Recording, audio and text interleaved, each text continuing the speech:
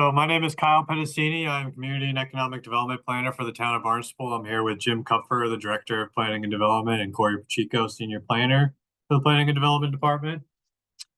We are here to present the CAPER for last year's CDBG program for the town. CDBG stands for Community Development Block Grant. So I'm going to give a little presentation here. Hopefully everyone can see that. Just to go over the last year, but this is really an opportunity to interact with the public and to answer any questions that the public might have. So we'll have time for that at the end.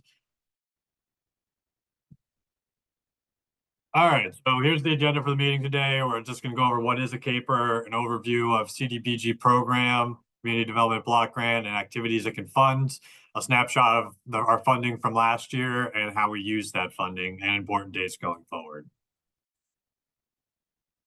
So a CAPER is a required report that tracks accomplishments, progress, and expenditures of funded CDBG activities for the last program year.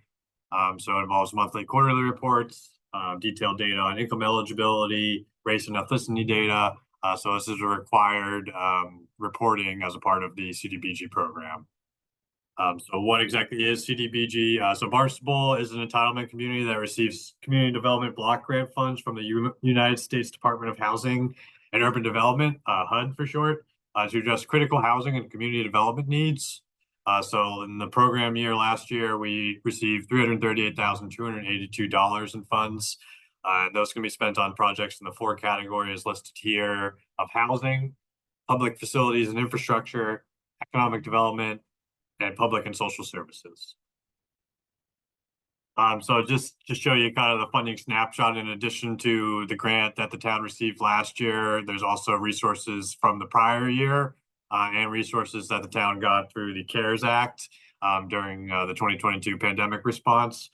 So all that totals up to $1.216 million available funds last year, of which $93,000 was expended. And those funds were expended on the following items. So first being a youth scholarship program in conjunction with the recreation department. That allowed for 63 kids to be able to take advantage of some excellent recreation programs. They're all low mod or extremely low income families.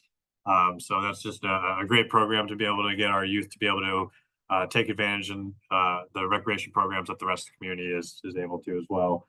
The Winter Community Resource Officer Program.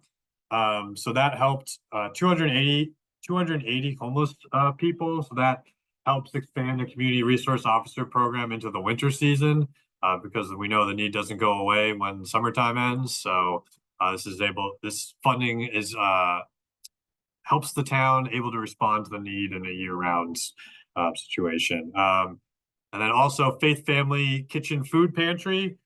So that served 556 people in the past year as food pantry program for low mod income residents in the area.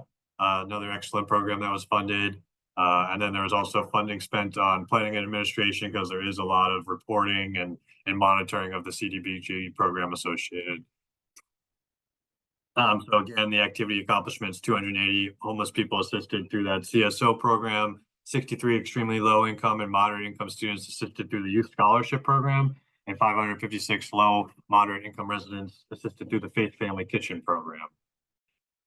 So some information on some upcoming and allocated projects. So we have a Downtown Hyannis broadband initiative, almost $300,000 for the wiring of Downtown Hyannis and subsidized residential connections. So we're excited about that project. It actually started this week.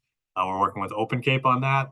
So we're excited to get that going. And then working with the Barnstable Housing Authority, almost $60,000 for a rehabilitation of affordable rental housing unit that's in the process of being completed and wrapped up.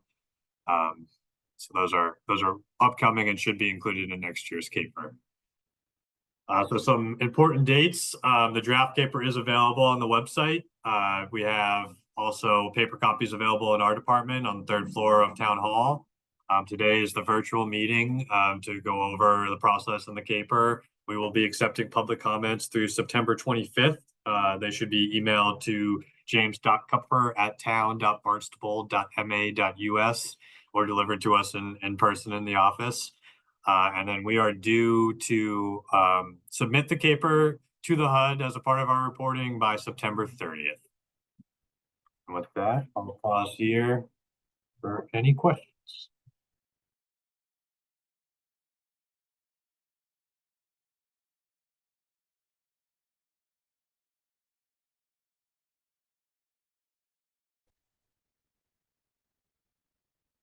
Yeah, go ahead, Laura. I think you're our only attendee, so you have I the think floor. so too. So, you just went really fast. I caught the Open Cape project for an upcoming project, but what was the other one?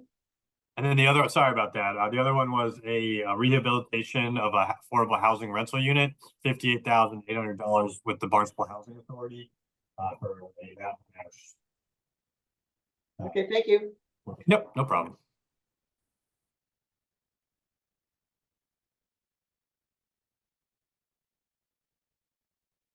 Do you have any other questions or comments?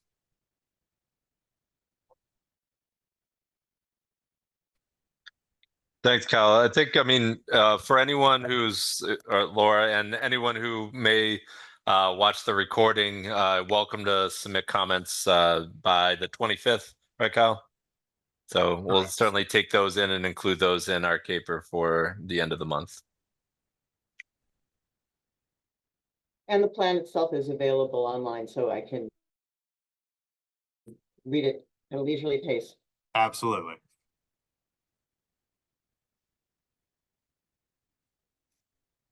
Well, thank you for attending. I think this wraps up our public session for the CAPER. And as was noted, it's available online and we'll take public comments through the end of September 25th.